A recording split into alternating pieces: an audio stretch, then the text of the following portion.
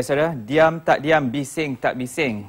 Sarawak diterajui oleh Ketua Menteri yang baru. Seminggu sebenarnya telah pun berlalu dan Sarawak meninggalkan memori yang cukup indah bagi tim Landscape kerana kami terus mendapat komen-komen baik yang positif dan juga negatif tentang tajuk yang kami bawakan minggu sudah. Dan untuk minggu ini, tajuk yang kami bawakan terus menjadi perhatian, krisis air. Itu tajuk yang kami bawakan dan seperti biasa saya mengalurkan anda untuk berinteraksi bersama saya 0322829062 0322829062 malah menerusi laman sesawang Facebook Lanskap TV dan tweet kami juga menerusi tweet Lanskap TV 1. Jadi saudara, ingin saya bawakan perkongsian maklumat menerusi apa yang terkandung dalam media sosial. Dan saya terlebih dahulu petik daripada Wikipedia bebas. Krisis air merujuk kepada status sumber air relatif kepada permintaan manusia sejak tahun 1970-an.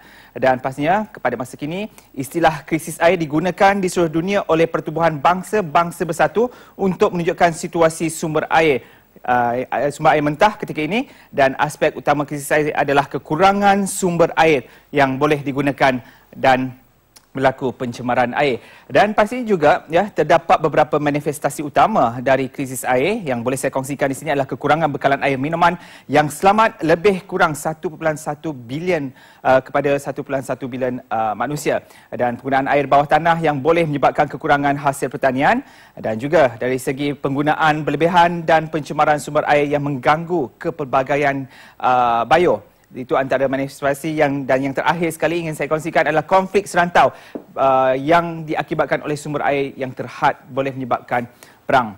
Dalam pada itu juga sebenarnya dalam krisis sumber air yang dikatakan berlaku pada ketika ini, pada mulanya adalah dari krisis air yang tidak begitu teruk, tapi tahap populasi manusia yang semakin bertambah pada abad 20 mengurangkan kuantiti air bersih. Ini diberukkan lagi dengan kemarau yang mengganggu keseimbangan bekalan air bersih, dan ini ada kaitan juga dengan situasi semasa negara kita di mana cuaca kering dan dikatakan berlaku. Dan di sini sebenarnya terdapat dua maksud kemarau yang berbeza, baik dari segi pandangan Jabatan Meteorologi malah daripada sumber Kementerian Alam Sekitar dan Kementerian Alam Sekitar sendiri mempunyai definisi yang berbeza. Dan ingin saya kongsikan juga di sini, krisis air di Malaysia. Negara kita bertuah kerana terletak dalam kedudukan garisan khatulistiwa memberikan hujan sepanjang tahun. Namun harus diingat juga pada 1998, tahun di mana permulaannya saya berhijrah di KL, telah pun menyebabkan, bukan saya yang menyebabkan krisis air, tapi tahun 1998 terus lekat di minda saya kerana disitulah bermulanya negara kita mengalami krisis air yang pertama. Dan ingin saya kongsikan di sini antaranya krisis air di Lembah Kelang 1998 dan juga krisis air di Durian Tunggal Melaka 1991 dan juga beberapa siri tumpahan minyak diesel ke dalam sungai yang menyebabkan bekalan air terganggu. Jadi malam ini budak nakal agak kurang nakal, Syed, kerana ada yang agak skeptikal dengan sikap saya. Tapi nakal saya sekali-sekala yang akan saya berikan bila Suhaimi menggetak bibir tu saya cemas. Cemas saya? Dia bergetak bibir macam tu nak tanya soalan. Jadi tiga-tiga panel akan menghadapi soalan-soalan panas dari Suhaimi seketika nanti. Ada komen Suhaimi ni budak nakal bertanyakan soalan-soalan yang panas. Jadi, tapi wajar saya kira beberapa soalan yang kita kemukakan pada malam ini, Suhaimi, kerana mungkin krisis air itu sesuatu yang kita boleh anggap lumrah dan fenomena global. Tapi apakala fenomena ataupun krisis itu berulang dalam julat masa yang sama, sebenarnya ia boleh diunjurkan, boleh dijangkakan berulang dan tidak nampak ada penambahbaikan dalam apa juga proses kita menangani krisis itu. Di situ yang harus kita persoalkan sebenarnya. Apa yang sedang berlaku? Yang ingin saya persoalkan pada peringkat awal ini kerana kita gagal untuk merancang. Baik pihak kementerian, saya sudah berjaya baik pihak NGO, ada pihak-pihak yang gagal merancang untuk menangani krisis air. Saya kecewa, Suhaimi sudah kembali panas seperti mana lumrah selaku pekan data. Terima kasih, Suhaimi. Tiga panelis yang kami bawakan pada malam ini. Yang pertama adalah Datuk Suhaimi Shahran selaku pengurusi Gabungan Perhatian Rakyat Selangor. Assalamualaikum, Datuk. Thumbs up Datuk mula, Suhaimi, Datuk mula dengan thumbs up. Panelis yang kedua merupakan pengurusi Persatuan Penyelidikan Air dan Tenaga Malaysia, AWA, Saudara Piara Pakaran. Lama kita tak bincang Bila ada krisis, tenaga, air, maka piaralah menjadi rujukan kami. Dan di hujung sana juga merupakan penyelidik tidak asing sebenarnya di dalam kaca TV RTM ini, Dr. Azmi Hassan, pensyarah Geostrategis Universiti Teknologi Malaysia UTM. Assalamualaikum. Waalaikumsalam. Okey, sesekali jadi host, sesekali jadi panel. Jadi sangat luas, sangat fleksibel. Tapi malam ni saya jadi pelakon tambahan. Pelakon tambahan. Kita ada dua orang hebat. Okey, kita lihat apa yang berlaku. Datuk, kalau boleh kita mulakan tentang krisis air ni. Saya mulakan tadi mengatakan ia merupakan satu fenomena berulang. Seharusnya kita sudah boleh menjangkakan tahun depan sekitar Februari kita akan bermula dengan banjir, dan ironis juru sebab banjir kita akan menghadapi masalah, dan ia berulang selama bertahun-tahun, Datuk. Apakah kita tidak boleh menjangkakan satu tindakan yang pragmatik supaya tahun depan tidaklah terlalu terbeban? Bagaimana komen Datuk? Terima kasih, Syed. Saya nak sambung soalan yang saya tanya dengan Suhaimi tadi. Yang ini Suhaimi juga nak jawab. Okey. Gagal merancang bermakna kita merancang untuk gagal. Betul. Itu antara ayat yang saya selalu gunakan. Maknanya kalau tidak ada perancangan yang teliti, gagal kita merancang membuat satu perangkaan jangkaan ke depan.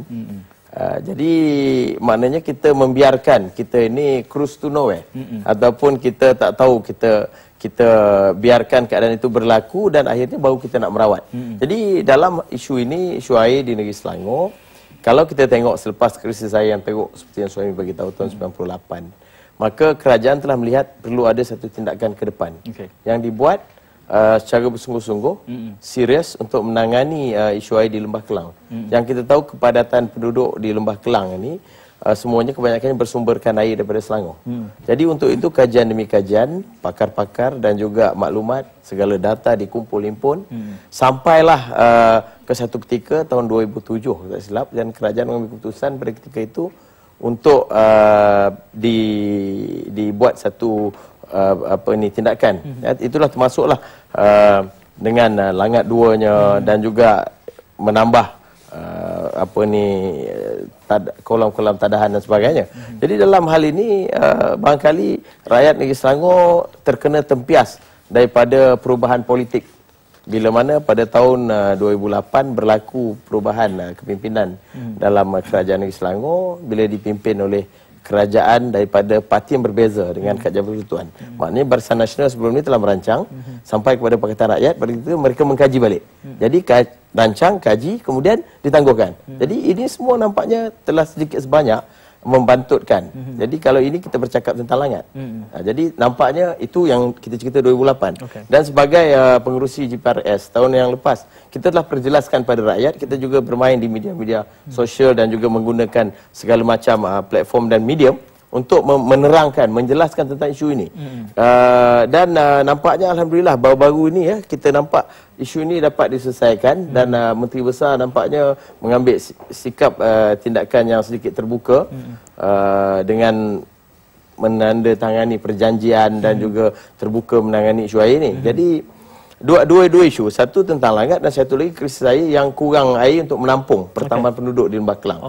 Jadi perkara ini berulang, fenomena ini perlu diselesaikan. Kalau tidak diselesaikan, dia akan ulang dan berulang lagi tahun ke depan. Kerana kita akan tahu ini bila musim kemarau, bila musim air digunakan dengan banyak, ada krisis-krisis tertentu. Jadi ini akan menyebabkan penduduk di negeri Selangor ini, Lembah Kelang ini akan terasa kesannya, terkesan. Dan juga dan industri pun begitu.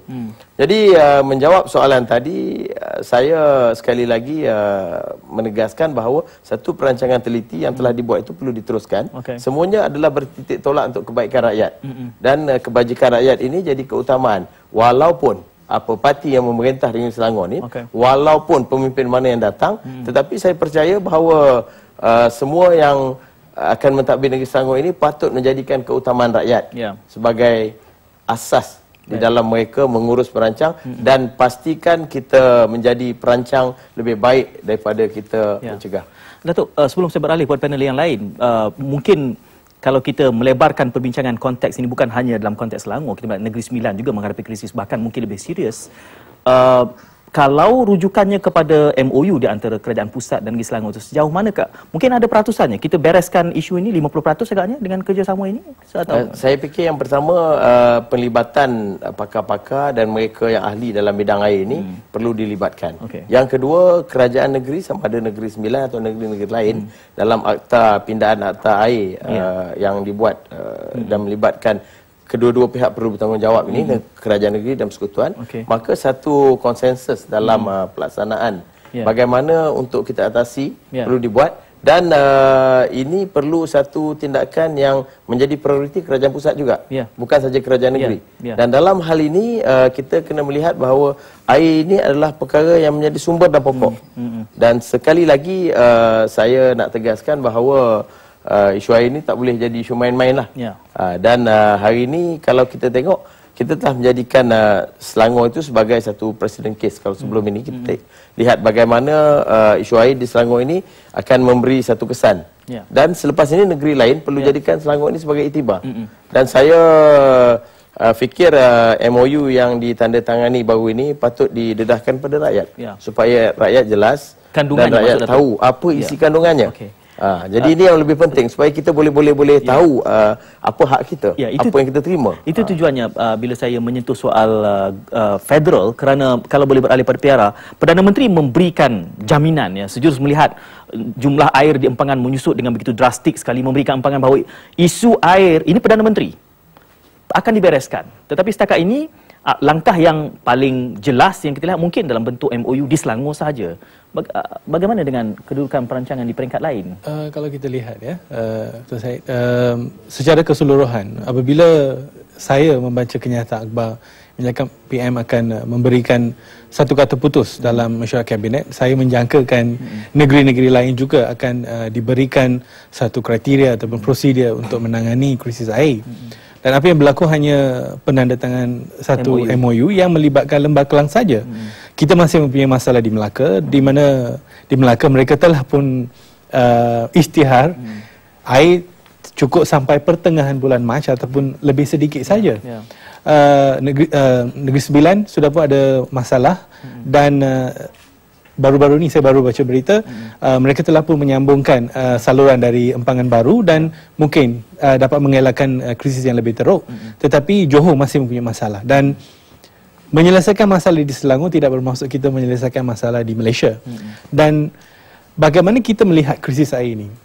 Jika negara kita ni bila musim tengkujuh kita tenggelam, bila kita tenggelam tak ada air, bermaksud kadang-kadang ironis, hujan di luar tapi air dalam tangki tak ada. dan dalam situasi ini kita lihat kita memang gagal merancang. Mengapa saya berkatakan begitu? Sebab kalau kita lihat pembinaan empangan ni bukan teknologi zaman sekarang. Zaman dahulu tanpa teknologi-teknologi yang canggih, empangan sudah pun dibina. Kolam-kolam sudah pun dibina. Saya ingat lagi satu dokumentari di mana apabila kolonis British mengambil alih pemerintahan di India, mereka menutup kolam-kolam tadahan, membawa saluran-saluran terusan yang besar untuk mengatasi masalah krisis air. Akhirnya saluran mereka tidak jalan sebab air tidak ditadah waktu hujan. Ya? Dan ini yang kita lihat. Pengajaran sudah ada. Maklumat sudah ada. Mengapa kita tidak ambil tindakan? Dan kita lihat contoh penggunaan empangan, ya. Penggunaan empangan ni, setiap empangan mempunyai fungsinya. Kalau empangan adalah empangan tadahan air hujan, tebatan air hujan, bermaksud ia berfungsi untuk mengelakkan banjir. Dan jika ia adalah empangan untuk air minuman, ia menahan air untuk satu jangka masa yang lama jika berlaku musim yang kering. Dan mengikut perangkaan Jabatan Meteorologi, kita belum pun sampai tahap kemarau. Kita baru mula cuaca panas, dan kita sudah pun kekeringan empangan, bermaksud kita ada masalah serius. Isunya isu pengurusan, bukan isu cuaca. Bukan. Kalau boleh saya tanya, sebab saya dapati EWA akan tampil. Apabila timbul isu ini, EWA lah yang akan membuatkan kenyataan ini, dan selama bertahun saya lihat, saya bersama dengan PIARA, apabila tiba isu sebegini, di mana sebenarnya saluran maklumat ini tidak sampai kepada pembuat dasar dari kacamata EWA? Apa yang kita lihat, dari segi pelaksanaan, ya, kita ada, untuk sumber air kita ada kerajaan negeri. Ya, kerajaan negeri tanggungjawab untuk menjaga kawasan tadaan air. Kalau kita lihat, kebanyakan kawasan tadaan air adalah kawasan hutan yang membawa pulangan lumayan dari segi pembalakan. Jika kawasan tadaan air tidak boleh dikacau, bermaksud kerajaan negeri hilang pendapatan. Dan yang kedua, bila berlaku pembangunan, contoh sektor komersial dan industri, pencemaran akan mula berlaku. Dan pencemaran ni, air-air ni akan masuk ke dalam sungai. Dan jika mereka menghalang pembangunan, bermaksud mereka hilang pendapatan juga. Tetapi, dalam kedua-dua isu ini, kerajaan negeri masih boleh menyelesaikan masalah ini melalui, contohnya, memperkenalkan tarif air mentah mengikut kualiti air mentah. Contoh ya, dari Pahang kita menerima air mentah dalam kadar 10 sen. Dan apa yang kami telah nasihatkan kepada Kerajaan Persekutuan dan juga Suruhanjaya Perkhidmatan Negara, kenakan satu kriteria di mana air mentah yang kita dapat ni mempunyai kualiti-kualiti tertentu. Dan jika kualiti ini berkurang, bayaran yang kita bayar pada Pahang sepatutnya berkurang. Sebab jika kualiti air bertambah buruk, kos perawatan akan bertambah. Betul. Kita akan perdalamkan itu seketika nanti bersama Ewa. Saya, Dr. Azmi, saya timbulkan satu ironis. Tapi ironis tu setiap tahun saya alami. Hujan di luar, tapi air di dalam tangki tak ada. Jadi, apa ertinya itu dari kacamata geostrategis melihat realiti krisis air yang kita hadapi? Ya, inilah disebabkan oleh PR, sebab pembangunan yang telah berlaku secara mendadak, tetapi pengurusan untuk mendapatkan air itu tidak berlaku. Lagi kalau Syed mengatakan ironis, saya ada satu lagi yang lebih ironis lagi. Jiran kita Singapura bergantung 65% air daripada Johor. Tapi Johor menghadapi krisis air. Johor menghadapi krisis air, tapi mereka masalahnya tidak. Singapura tidak. Kerana mereka mengurusnya dengan baik. Itu lebih ironis sekali. Bercakap tentang air yang dirawat, harga air Singapura hanya membeli dengan harga 3 sen per 100 galen. Tapi Johor membeli dengan harga yang lebih mahal. Ini maklumat geostrategis ni. Yang ini patut dikaji balik ke? Ya, tapi memang betul Malaysia, Johor mengatakan nak mengkaji balik. Kita pusing sikit Datuk Suhaimi tadi. Tapi Menteri Luar Singapura mengatakan Malaysia tidak mempunyai hak. Tapi sebenarnya kedua-dua negara mempunyai hak. Tapi kedua-duanya bersetuju. Tapi sudah pasti Singapura tak akan bersetuju dalam hal ini. Saya yang ini saya menarik. Suhaimi nanti sekejap saya nak jawab. Datuk Suhaimi minta Suhaimi tunggu. Saya fikir yang ini masa dan ketikanya telah tiba lah. Masa kan kita menyusukan kera di hutan, anak di rumah mati kelaparan. Takkanlah itik dikepuk mati kelaparan. Jadi inilah konsepnya. Kalau ini kita teruskan dengan keadaan itu, dia dah jadi tak relevan. Jadi dalam negara kita hari ini, maka inilah prioriti kita. Jadi kalau barangkali macam Syed bagi tahu tadi, pembuat dasar, ada kementerian yang mendengar. Jadi ini perkara yang jadi pokok utama sebenarnya. Kita selesaikan isu-isu air ini mengikut negeri dan juga keutamaan kita, kalau perlu kita tambahkan dalam dasar kita itu, ataupun kita sesuaikan supaya dia jadi lebih relevan, supaya lebih banyak kolam-kolam tadaan air dia dapat dibuat, maka kita kena buat. Ini kena buat dalam kadar yang segera. Satu perkara, bila Datuk Suhaimi mengatakan sebabkan politik kita menghadapinya, itu yang saya agak pelik bagi orang bukan politik, Datuk. Kalau lihat di Amerika Syarikat, negeri-negerinya dikatakan parti-parti yang berlainan, tapi bila tiba waktu pengurusan air, mereka bersetuju. Sebabnya rakyat di sana kalau melihat kerajaan negeri dikatakan berdalih sebabkan politik, habis kerajaan negeri itu. Tapi kenapa itu tak berlaku di Malaysia? Di sini. Suhaimi dia jeling lagi. Tapi sekejap lagi Suhaimi. Saya bosan dah Syed. Saya nak kena jawab. Isu yang membelenggu kita. Daripada minggu lepas, nanti dulu Syed. Okey, daripada minggu lepas tetamu kita di Sarawak juga memberi perbandingan Malaysia dan Singapura, Malaysia dan Amerika Syarikat. Hari ini Dr. Azmi sendiri, Malaysia dan juga Amerika Syarikat. Sekarang ni isunya krisis air adalah negara kita. Saya tak mahu dengar perbandingan. Okey, kita sibuk menjual air ke Singapura, tapi semalam saya membaca berita wilayah, Negeri Sembilan akan beli air kepada Johor.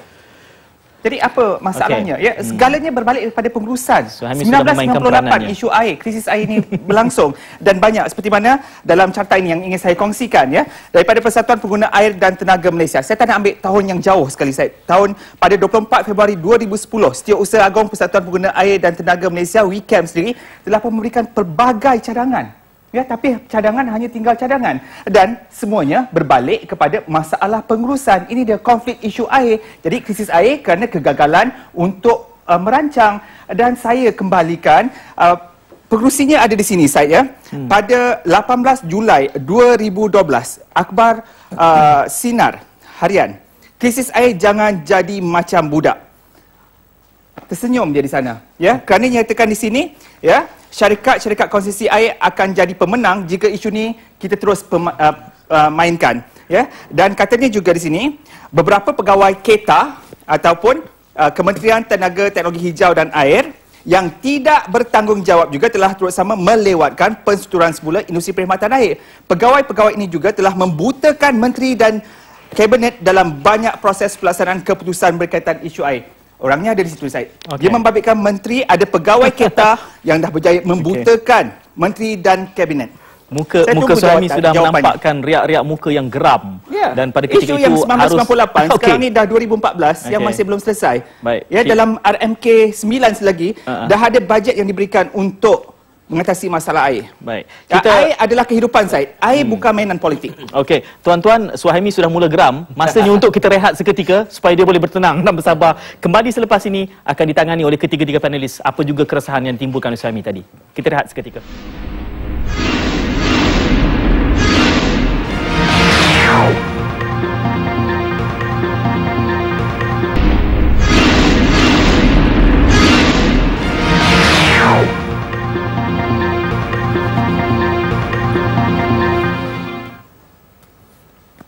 Okay, jangan lupa ikuti Wacana Nasional Ahad nanti 11 malam, kos sara hidup.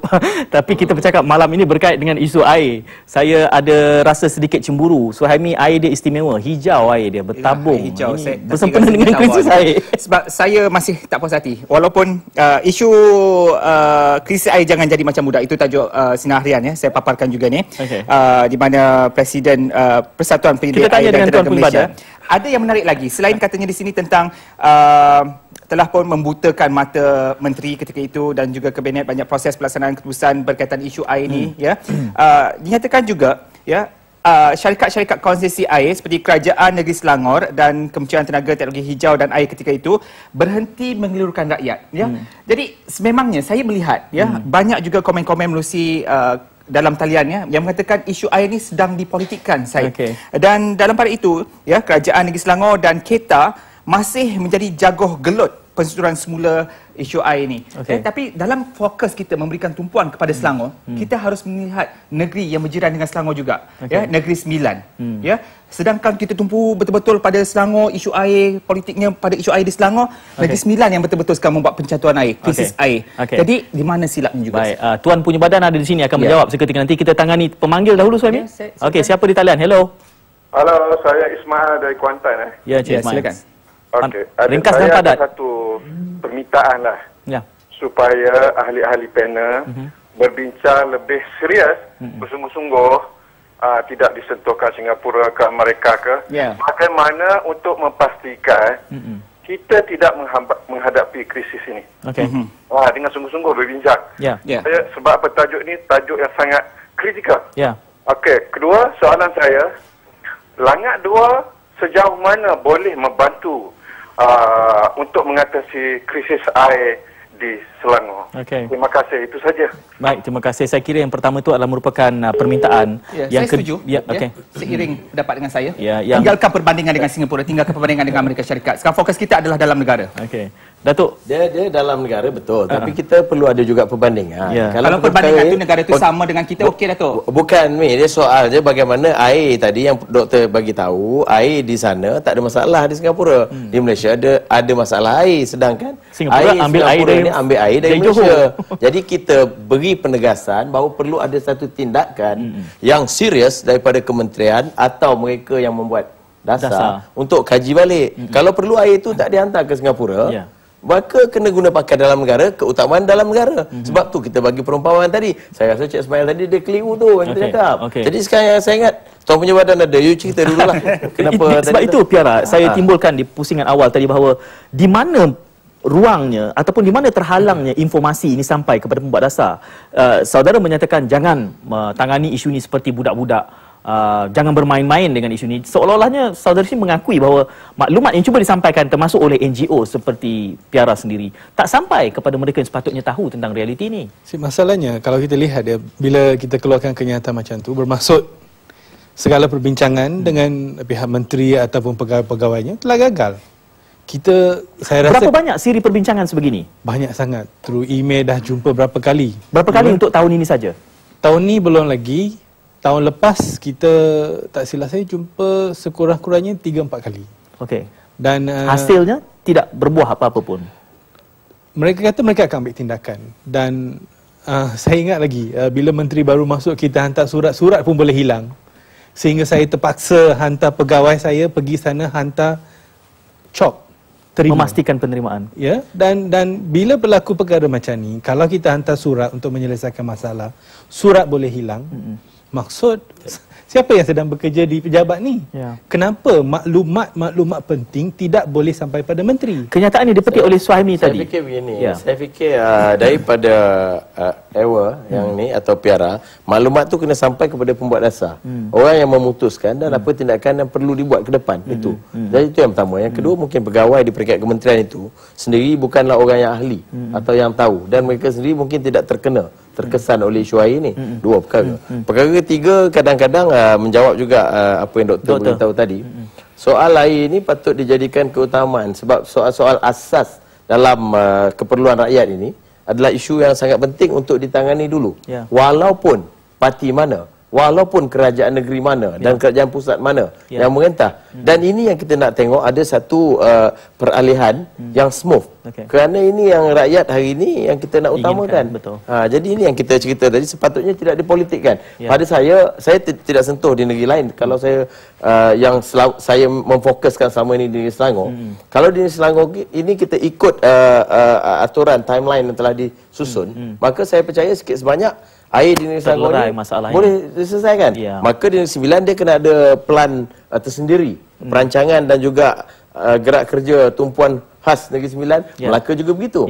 Jadi kalau kita tengok tidak dipolitikkan oleh semua pihak, maka benda ni selesai cepatlah.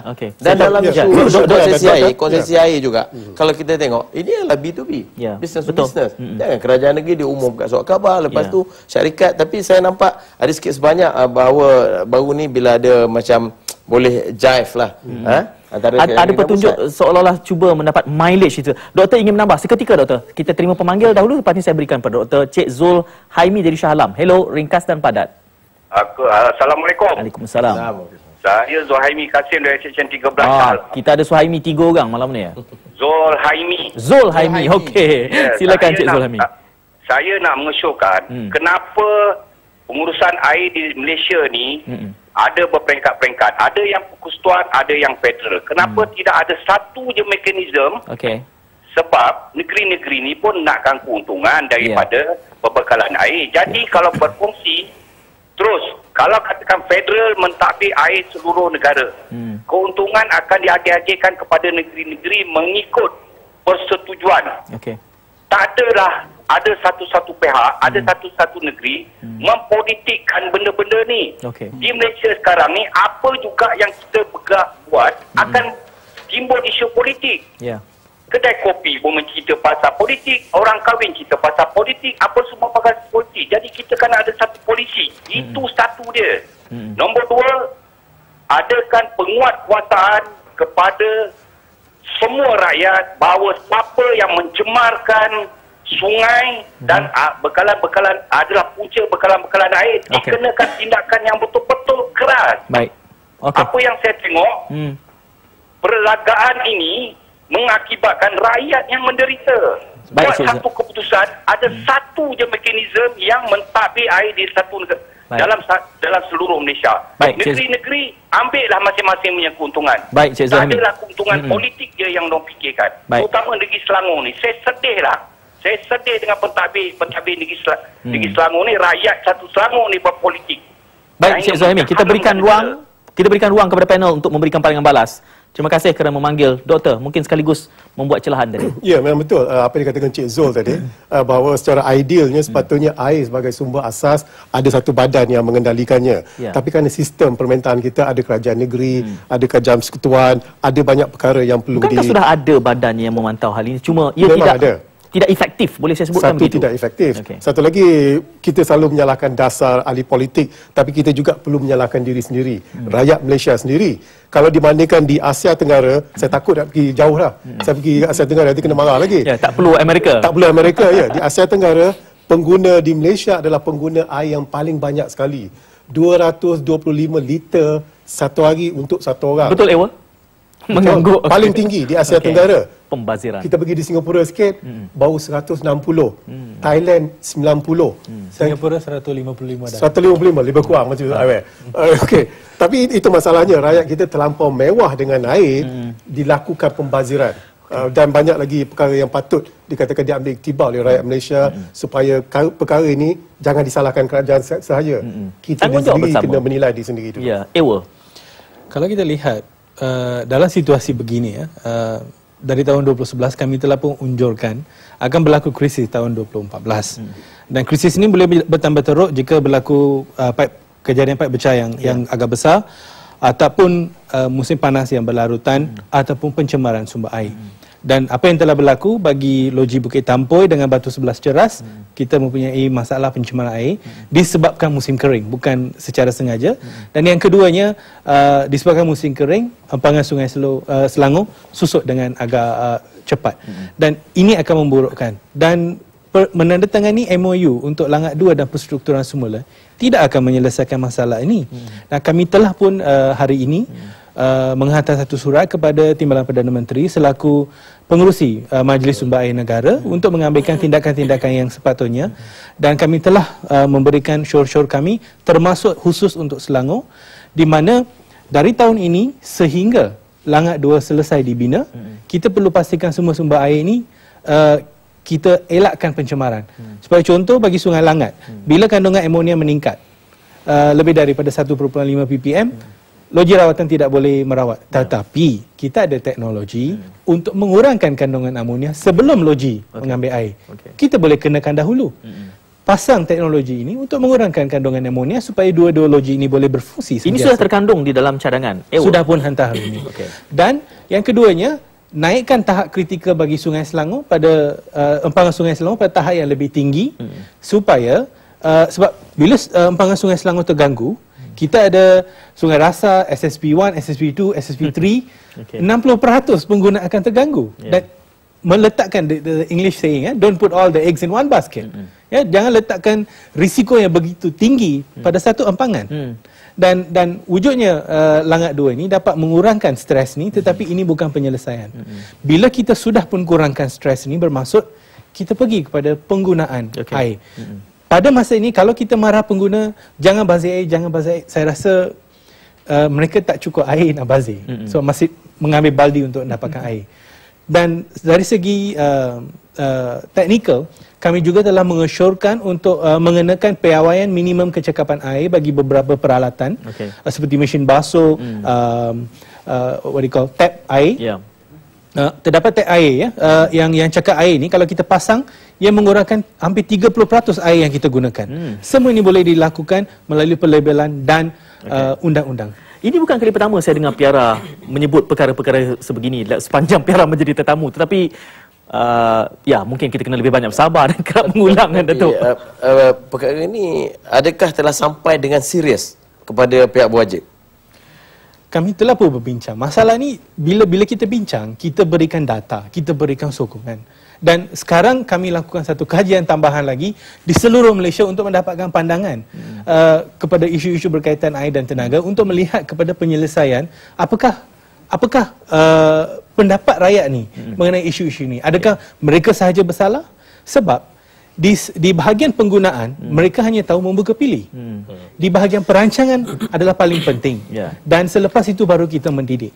Doktor, satu cara kita nak manifest ahli politik Malaysia ni, kita perlukan krisis, baru mereka dengar.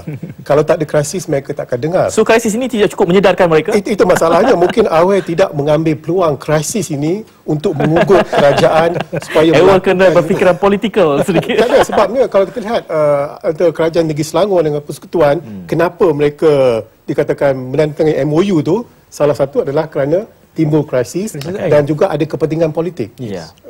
yang berlaku di Kajang, Perak. Jadi kita kena pandai bagaimana nak mengugut kerajaan supaya apa yang dicadangkan boleh diterima oleh kerajaan. Doktor, saya difahamkan MOU antara Selangor dan juga Kerajaan Persekutuan itu merupakan a lose-lose solution.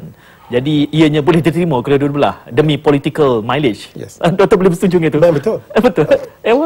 It's a lose-lose solution. Kalau kita lihat bila kenyataan keluar dalam satu media yang menyatakan, quote saya, paras air empangan boleh tahan di antara 1 hingga 3 bulan. Petang itu ada seorang ketua kerajaan negeri mengatakan empangan di Selangor boleh tahan 5 bulan. Dan 2 hari selepas itu mengumumkan akan berlaku catuan air. Ia tidak masuk akal.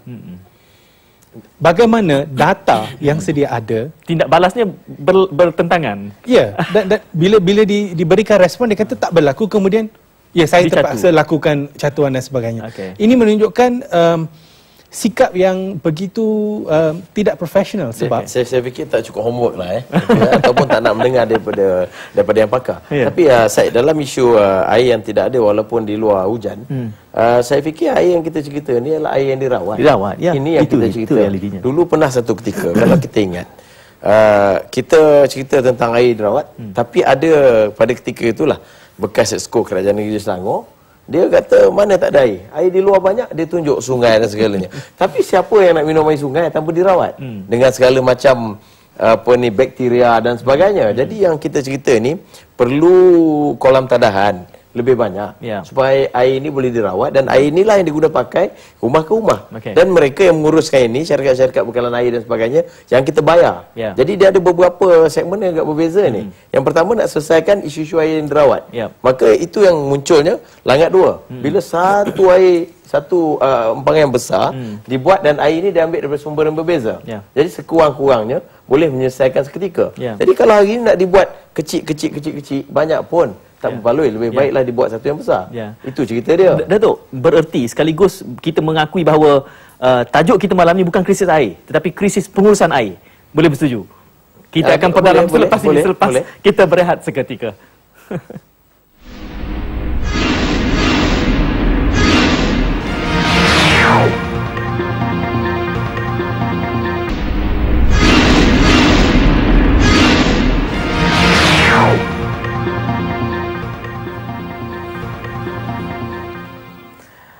Bercakap tentang krisis air, apa yang tidak dapat ditonton oleh anda di rumah adalah sebenarnya sewaktu kita berehat, perdebatannya mungkin sesekali lebih hangat daripada dua orang udara. Mujur-mujur tak berdiri saja Suhaimi. Suhaimi, kita masih boleh benarkan pemanggil atau bagaimana? Kita benarkan lagi pemanggil 0322829062, 0322829062. Apapun sebenarnya saya, skrin besar saya ni merajuk kat saya malam ni. Tapi apapun saya ingin memberikan berkongsi sikitlah saya dalam krisis air. Saya antara pengguna di Lembah Kelang yang terlibat dengan kena catu lah. Dan malam tadi buka-buka airnya kuning, keluar memang berkarat lah selepas air dibuka.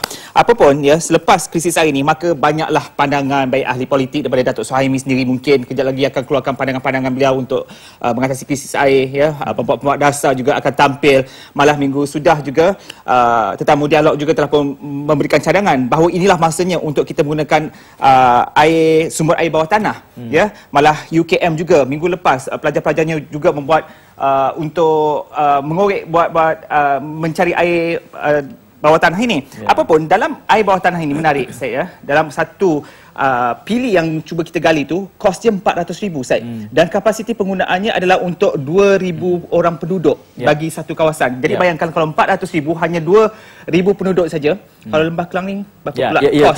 Ia tidak mapan. Dan dalam kita mencarikan tentang pembangunan sumber air bawah tanah, terima kasih kepada Sharina kerana beliau memberikan saya satu email bahawa dalam cadangan-cadangan untuk pembangunan sumber air bawah tanah di negara kita ini, FOMCA pada 19 Ogos 2009 membantah untuk melaksanakan projek pembangunan sumber air bawah tanah, dan projek itu dianjurkan ketika itu di Batang Padang, Perak, Darul Rizwan. Satu peringatan kepada Malaysia. Surat itu ditujukan terus kepada Yang Maklumat Perdana Menteri. Malangnya saya tak dapat paparkan dan Formka memberikan beberapa sebab, ya. Air bawah tanah ni, penggunaan air bawah tanah tak boleh dilakukan. Antaranya akan menenggelamkan tanah dan kerosakan infrastruktur, pencampuran air laut, pengurangan aliran sungai dan tasik, perubahan kritikal dalam bentuk pengaliran air bawah tanah. Tidak ketinggalan juga impak kepada flora dan fauna. Jadi kalau air bawah tanah pun dah tak boleh, ya, dalam keadaan politik negeri-negeri untuk krisis pengurusan air ini pun masih lagi cacah marbak. Kemana lagi? Ya, itu menjelaskan, itu memberikan gambaran setidak-tidaknya pada saya, Datuk, kalau boleh Datuk respon. Kita memerlukan satu debat dasar yang telus dalam hal ini. Bahkan tadi pun kita sebut, Langat 2 pun selepas MOU ini bertahan sampai 2020 je. Tak berapa tahun dah lagi. 2025 kalau NRW dikurangkan. Jadi tapi sekurang-kurangnya perlu ada langkah ke depan yang diambil hari ini untuk ditangani. Daripada kita asyik berpolitik, asyik bercakap dan perkara ini berulang. Saya tertarik dengan apa yang Suhaimi beritahu tadi tentang isu air bawah tanah. Saya fikir kerajaan tidak pernah mengumumkan apa-apa tentang isu air bawah tanah kan. Dasarnya tak ada lagi. Jadi yang ini mungkin Suhaimi dia ke depan sikit daripada apa yang sedang itu 2009-nya isu. 2009 lagi tadi dibangkitkan. Tapi sekarang bagaimana kita nak tangani yang ada ni? Cerita dia very simple. Saya sekali lagi nak beritahu, air memang banyak tapi air dirawat yang tak ada. Sekarang lebih baiklah kita fokus pada air yang dirawat. Itu saja. Biarlah hujan banjir macam mana pun, tapi air yang dirawat yang diguna pakai. Kedua, bagaimana kita nak educate pengguna air supaya mereka boleh reduce, kurangkan dan berhemah menggunakan air. Tapi pelik, bila air tak ada, kita dicatu, kita mandi sikit-sikit, gosok gigi sikit-sikit, semua pun boleh pula. Satu beldi boleh buat semuanya. Tapi bila ada air, kita gosok gigi, buka pipe sebesar-besarnya. Jadi ini satu perkara. Jadi dalam hal ini, sekali lagi saya fikir cukup-cukup untuk kita mempolitikkan isu air ini. Berhentilah. Solusi yang mapan dari kacamata EWA. Kalau kita lihat, Tuan Syed, bukan saja di Malaysia, mungkin saya terpaksa ada yang marah bagi contoh. Suhaimi, tolong bagi konsesi. Jangan marah kalau contoh luar negara. Di Eropah, bila kita tanya pembuat dasar mereka, kenapa mereka mewujudkan contohnya keperluan-keperluan standard untuk memastikan produk mereka cekap air ataupun cekap tenaga? Jawapannya senang saja. Sebab pengguna sibuk. Mereka memerlukan produk, mereka membeli dan mereka menggunakan. Sebagai penggubah dasar, kita kena pastikan sekurang-kurangnya produk-produk asas yang menyiapkan lebih banyak pembaziran dan sebagainya dikenakan satu standard yang lebih tinggi supaya bila pengguna membelinya, mereka tidak membazir.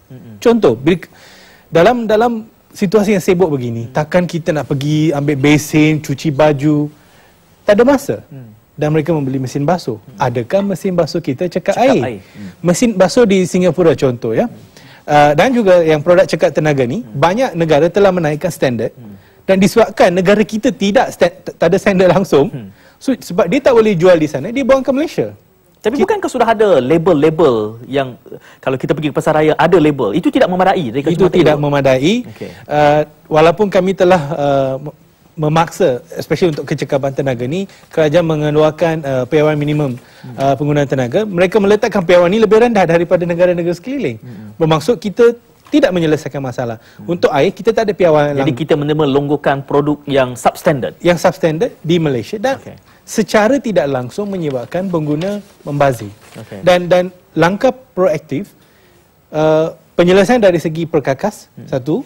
Yang kedua, pengguna sendiri perlu mempunyai kesedaran yang lebih tinggi. Dan yang ketiga ni, merancang di bahagian sumber air.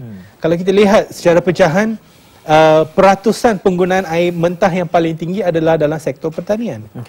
Contoh di negara-negara Eropah yang sudah pun mengalami masalah krisis air, Encik Suhaimi jangan marah mereka menggunakan kaedah menitik.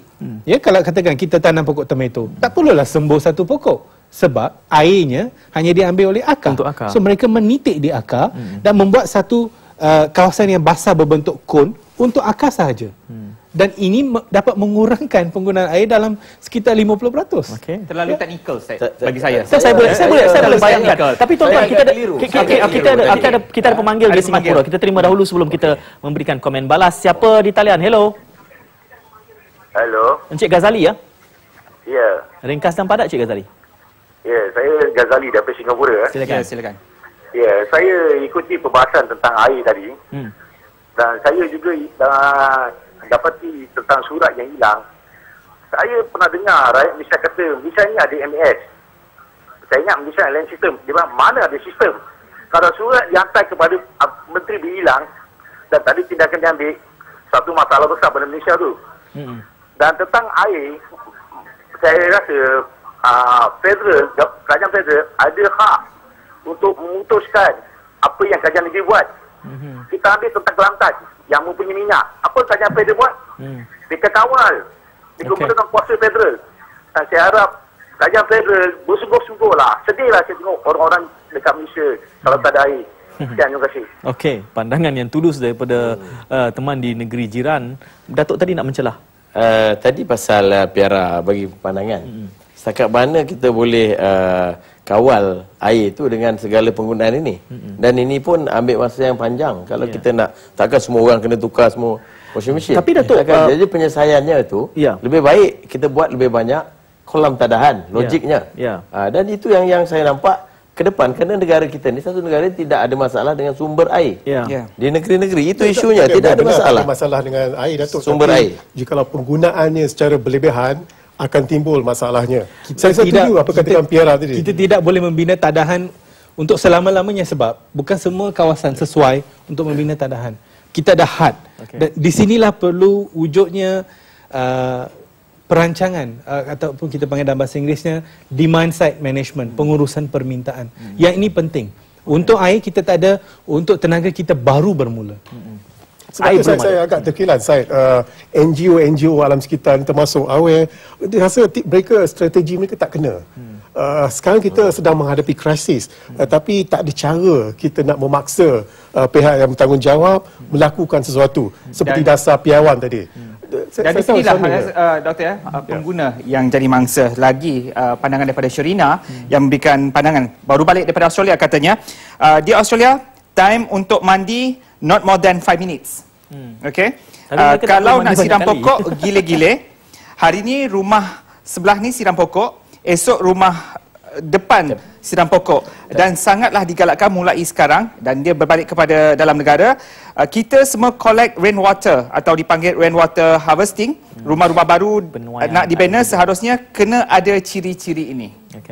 Tapi Doktor, saya fikir Suhaimi bagi contoh Australia tu jauh sangat. Kita baru bagi contoh Singapura. Saya bagi contoh dari pandangan Facebook. Begini, saya fikir itu untuk ke depan. Perancangan yang akan untuk ke depan untuk pembinaan rumah, untuk nak tanam pokok nak apa, mungkin ini boleh diambil satu kaedah yang lebih proaktif. Out of the box.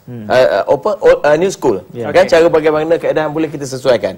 Yang dah lepas tu lepas, tapi yang ini belum lagi sampai ke tahap ini. Hari ini kita nak selesaikan isu krisis air yang sedang kita hadapi tahun depan dan ke depan ni. Ini semua kita kena memikirkan. Satu lagi saya ingin juga tekankan di sini, kita masih mempunyai negeri Kedah, Terengganu, Kelantan, Pahang dan wilayah Persekutuan Labuan belum menstruktur semula, masih mempunyai banyak masalah. Perlis sudah menstruktur semula tetapi belum menubuhkan entiti korporat. Sabah dan Sarawak langsung tidak kelihatan dalam proses ini. Kami telah pun berkali-kali meminta selesaikan perstrukturan semula, dapatkan peruntukan kewangan untuk menambah baik infrastruktur air.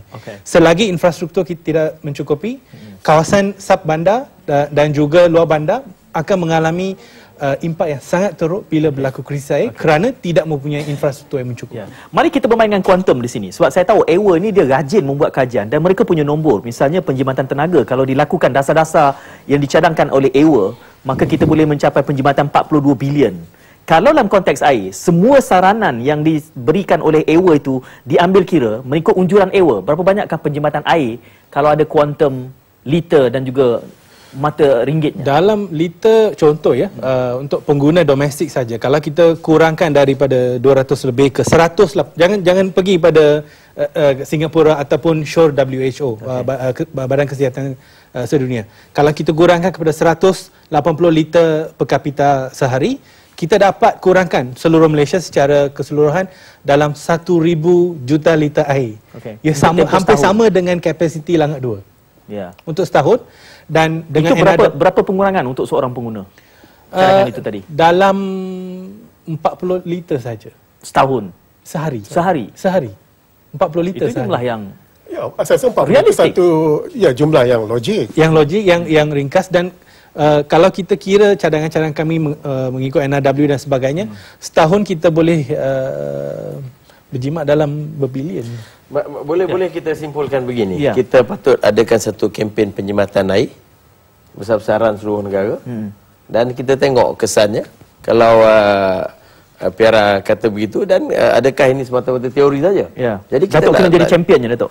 Jadi kami di RTM mendukung, memberi ruang kepada Datuk nanti. Tapi saya tertarik dengan beberapa maklumat yang kerana saya tahu mereka sangat rajin dan data mereka itu reliable. Mungkin agak extrapolate besar, tetapi kalau kita dapat mencapai setengah daripada cadangan mereka, saya kira itu sudah cukup baik. Walaupun extrapolate conservative numbers, conservative numbers, number one.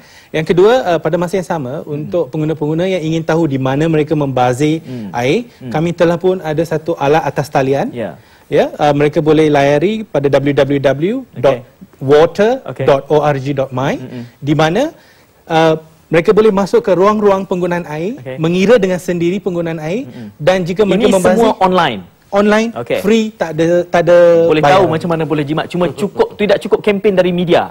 Kita minta tolong dengan Suhaimi, tolong kempenkan untuk AWA.